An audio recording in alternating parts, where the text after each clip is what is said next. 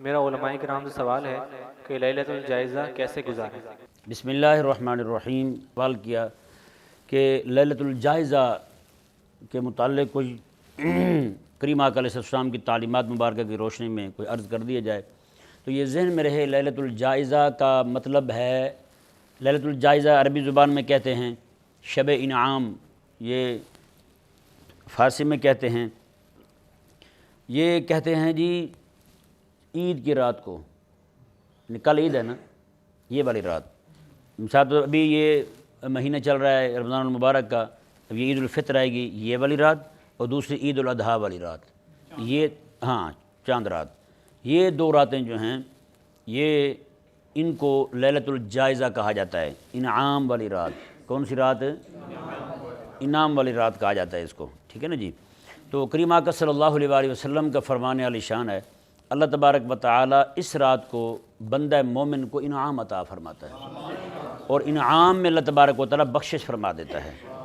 ٹھیک ہے نا جی۔ جیسے معتکف اعتکاف کے معاملے میں بھی آقا علیہ السلام کا طریقہ مبارکہ یہ تھا، آپ صلی اللہ علیہ وآلہ وسلم اعتکاف بیٹھا کرتے تھے، اور اعتکاف میں آقا علیہ السلام رات کو اٹھ کے گھر نہیں جاتے تھے، چاند نظر آ جاتا حضور مسجد میں تشریف فرما ہوتے، پھر صبح جو ہے عید پڑھاتے تھے، عید پڑھ وہیں سے آقا علیہ السلام عید گاہ جاتے تھے، عید پڑھ کے پھر آقا علیہ السلام گھر تشریف لے آتے تھے، ٹھیک ہے نا جی۔ لیکن ہمارے ہاں کہتے ہیں وہ تھوڑا سا رات کو چلو 2-4 گھنٹے گھر لگا کے واپس آ جائیں۔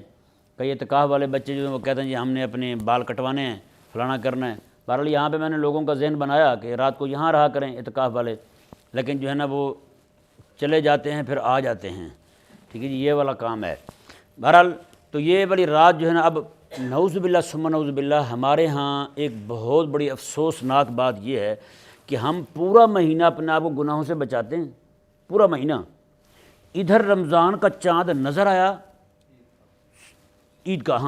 چاند نظر آیا ہمیں عید کا، فوراً سے پہلے جناب وہ نماز ہی بھول گئے، ہم نماز ہی بھول گئے۔ مغرب کی نماز میں مسجد بھری ہوگی، عشاء کی نماز میں ایک صف پوری ہوگی مسجد کی، بس چھٹی،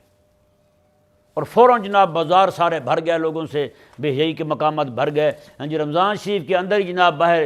فلم نہیں آ رہی ہے، ڈرامہ نہیں آ رہا ہے، اس کے اوپر لکھا ہوگا عید کا تحفہ، جی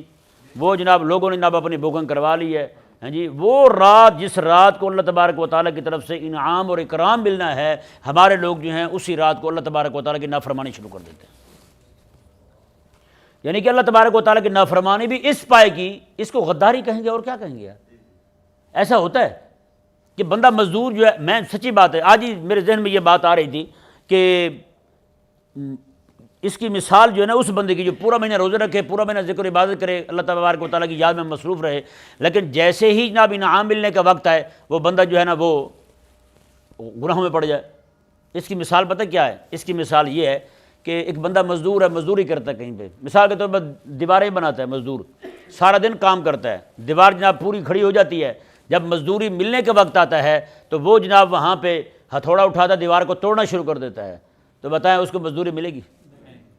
تو پھر وہ بندہ جو پورا مہینہ روزے رکھے، مزدوری ملنے کا وقت ہے لیلۃ الجائزہ، یعنی وہ رات آ جائے انعام کی، تو وہ بندہ اسی وقت انعام والی رات جب انعام ملنا تھا وہ بندہ جا کے گناہ میں مصروف ہو جائے، تو بتائیں یہ ویسا بندہ مزدور کی طرح ہے یا نہیں؟ جناب مزدوری ملنے کا وقت ہے تو ہتھوڑی اٹھا کے جناب دیوار توڑنی شروع کر دی اس نے۔ تو ہم نے کیا کیا؟ ہم نے بھی یہی کیا ہے۔ اس لیے ہم میں سے ہر ایک بندے کو چاہیے، میں اکثر کہا کرتا ہوں نیکی کرنا مشکل نہیں ہے، نیکی کمانا مشکل نہیں ہے، نیکی کو بچانا مشکل ہے۔ نیکی آپ نے کر لی ہے تو پھر بچائیں بھی صحیح۔ اللہ تبارک و تعالی ہم اور میرے آقا علیہ السلام نے پتہ کیا فرمایا؟ میرے آقا علیہ السلام نے فرمایا جو میرا امتی